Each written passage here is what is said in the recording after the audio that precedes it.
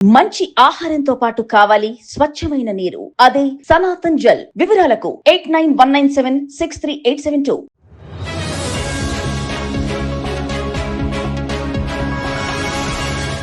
రెండోది ఓ 25 ఏళ్ళు దాటింది, చదువు అంతా అయిపోయింది, ఉద్యోగాల్లోకి వచ్చాడు. ఇప్పుడు మీరు అన్నట్టు ఇది ఉంది. వీళ్ళంతటి వీళ్ళు ఒక మనిషి నాకు ఇన్సూరెన్స్ కావాలి అని అనుకుంటున్నది ఇవాళ సమాజంలో టర్మ్ ఇన్సూరెన్స్ అని అనుకుంటున్నారు. అంటే టర్మ్ లైఫ్ ఇన్సూరెన్స్ అని అనుకుంటున్నారు వాళ్ళు. ఓకే, టర్మ్ అంటే లైఫ్ ఇన్సూరెన్స్ అనేది దృఢంగా ఏమీ నిశ్చయించింది కాదు. So term life insurance. Okay, నేను ఇప్పుడు ఒక చిన్న క్వశ్చన్ అడుగుతా వాళ్ళని, ఎనీ పర్సన్, నువ్వు టర్మ్ ఇన్సూరెన్స్ ఎందుకు తీసుకుంటున్నావు? సో నన్నే ఒక కస్టమర్ కలిసి నాకు టర్మ్ ఇన్సూరెన్స్ కావాలి అని అడిగితే వాళ్ళకి అవేర్నెస్ పెంచడానికి ఒక చిన్న ప్రశ్న వేస్తారు. సార్ మీరు ఎలా చనిపోదామని అనుకుంటున్నారు అని అడుగుతా. ఇలాగ అడుగుతా.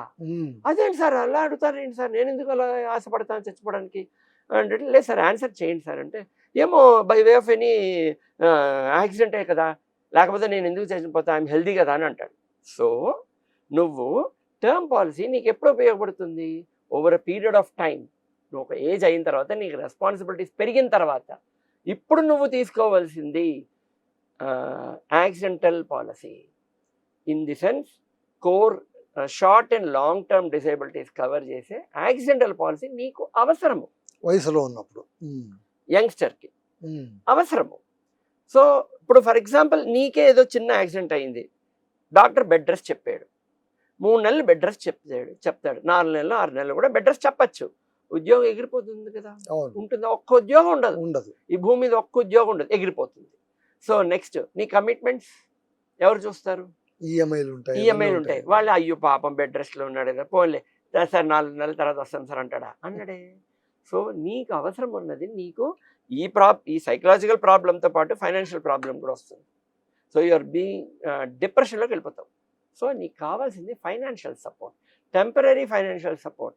సో యాక్సిడెంటల్ పాలసీ నీకు మంత్లీ ఇన్కమ్ ఇస్తుంది. ఓకే, అప్ టు 10 lakhs నేను ఇప్పించగలను per month.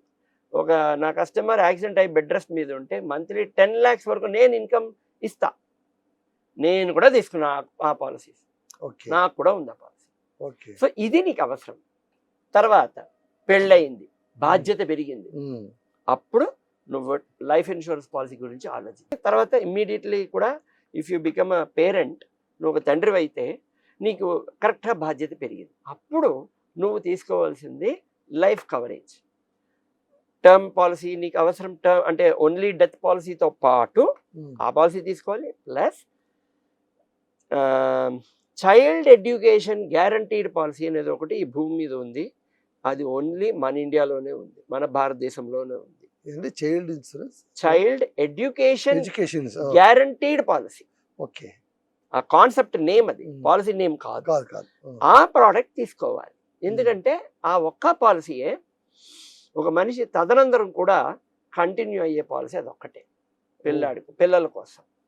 That is your responsibility. So నీ వీళ్ళిద్దరి డిపెండెన్స్కి ఆ 2 పాలసీలు అప్పుడు తీసుకోవాలి. ఎన్ఐఏ హెల్త్ అయింది, హెల్త్ ఎలాగో వచ్చేసింది. తర్వాత యాక్సిడెంటల్ పాలసీ నువ్వు సొంతంగా కొన్నావు. దాని తర్వాత term plan plus child education guarantee policy తీసుకున్నావు. చాలు. ఇప్పుడు 30+ ఆ టైం 30 to 35 ఇవి అయిపోతాయి. దాని తర్వాత ఒక 10 ఏళ్ల తర్వాత నువ్వు నువ్వే ఓ మనిషి ఆలోచించేది ఏంటి అంటే పెన్షన్ గురించి. అప్పుడు పెన్షన్ ఇన్సూరెన్స్ రిలేటెడ్ ప్లాన్స్ కూడా ఉన్నాయి, అప్పుడు తీసుకుంటే చాలు.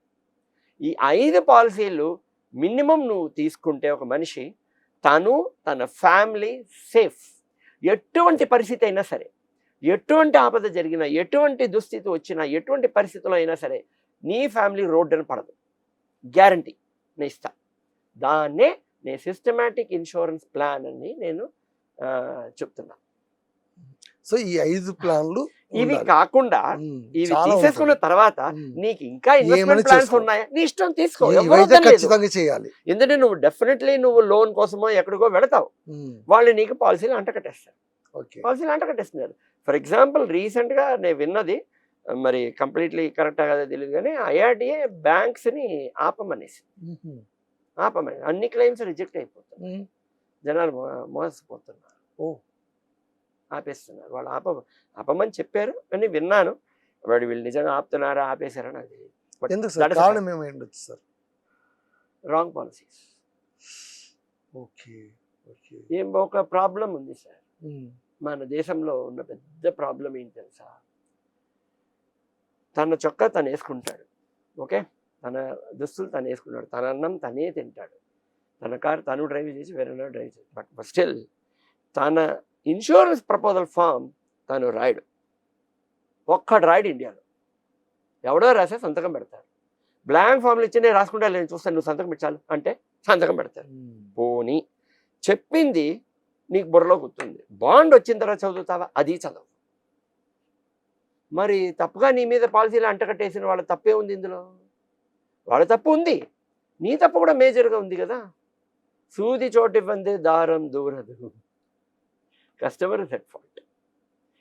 కస్టమర్లో ఉంటే చాలు. అంటే నేను ఏమి ఎక్స్పెక్ట్ చేయను కస్టమర్ దగ్గర, ఇండస్ట్రీ కూడా ఏమి ఎక్కువ ఎక్స్పెక్ట్ చేయను కస్టమర్ దగ్గర. You be as a customer enough. You know what you're do, you should know what you're doing, అంతే. ఆ పైన whatever investment you do, it's yours. Okay. ఇది ఫండా మన దేశంలో IRDA చెప్పట్లేదు, ఇన్సూరెన్స్ కంపెనీస్ చెప్పడం కుదరదు. ఎందుకు సార్? వాళ్ళ ప్రోడక్ట్స్ వాళ్ళు చెప్తారు. ఇప్పుడు నేను చెప్పిన 5 పాలసీస్లో మల్టిపుల్ కంపెనీస్ వస్తున్నాయి కదా. ఓకే. హెల్త్ ఇన్సూరెన్స్ కంపెనీ చెప్పాను, అందులోనే యాక్సిడెంటల్ పాలసీ కూడా వస్తుంది నీకు, ఒకటి అయింది. తర్వాత లైఫ్ ఇన్సూరెన్స్ కంపెనీ చెప్పాను, అందులోనే చైల్డ్ ఎడ్యుకేషన్ ప్లాన్ వస్తుంది.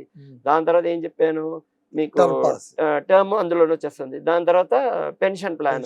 ఆ పెన్షన్ ప్లాన్ కూడా మళ్ళీ నీకు ఇండైరెక్ట్గా లైఫ్ ఇన్సూరెన్స్ కంపెనీస్ తోటి వస్తున్నాయి. So general, health and life ఈ 3 కంపెనీస్లోనూ ఉన్నాయి. బట్ నేను ఇక్కడ ఈ కంపెనీలో ఏ ప్రోడక్ట్ అయినా తీసుకోని నేను చెప్పకూడదు, చెప్పలేను. అది పాయింట్. అవును, ఈ ప్రోడక్ట్ నీకు ఏ కంపెనీలో నచ్చుతుందో నువ్వు తీసుకోవాలి. బట్ నువ్వు నన్ను అడగడం ఫస్ట్ బెస్ట్. నేను నా పని కూడా అదే నా మెయిన్ పని. సో నేనే సజెషన్ ఇస్తాను, నువ్వు ఈ పాలసీ టైంలో తీసుకొని చెప్తా. చిన్న ఎగ్జాంపుల్ చెప్తా. మన సమాజంలో నా కస్టమర్స్, నేను 38 years బట్టి చేస్తున్నాను. నా కస్టమర్స్ కూడా నాతో పాటు పెద్దవాళ్ళు అయిపోయారు కదా. వాళ్ళ పిల్లలు ఉంటారు, వాళ్ళందరూ రిచ్ కిడ్స్, రైట్? వాళ్ళకి లైఫ్ ఇన్సూరెన్స్ మీద ఇంట్రెస్ట్ ఉండదు. They are rich enough. వాళ్ళు ఏం చేస్తారు, ఇన్సూరెన్స్, కార్ ఇన్సూరెన్స్ ఏదో ఉంటే ఓకే అనుకుంటారు. ఏదైనా ఎక్కువ మాడితే ఒక హెల్త్ ఇన్సూరెన్స్ తీసుకుంటారు, అంతే. లైఫ్ ఇన్సూరెన్స్ గురించి బాదర్ అవ్వరు.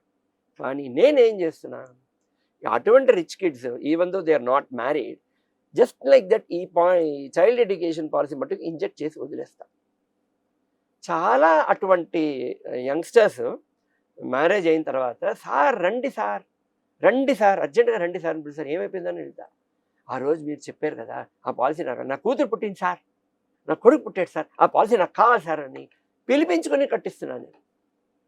ఇది కూడా జరుగుతుంది. అంటే మంచిగా ఫ్రెండ్లీగా చెప్తే ఇది ఉంటాయి. నీ రిక్వైర్మెంట్ ఇది, ఆ రిక్వైర్మెంట్ వచ్చినప్పుడు చెప్పు, నేను ఈ పాలసీ అమ్ముతా. ఇప్పుడే కొనేసుకొని నేను చెప్పాలి అది.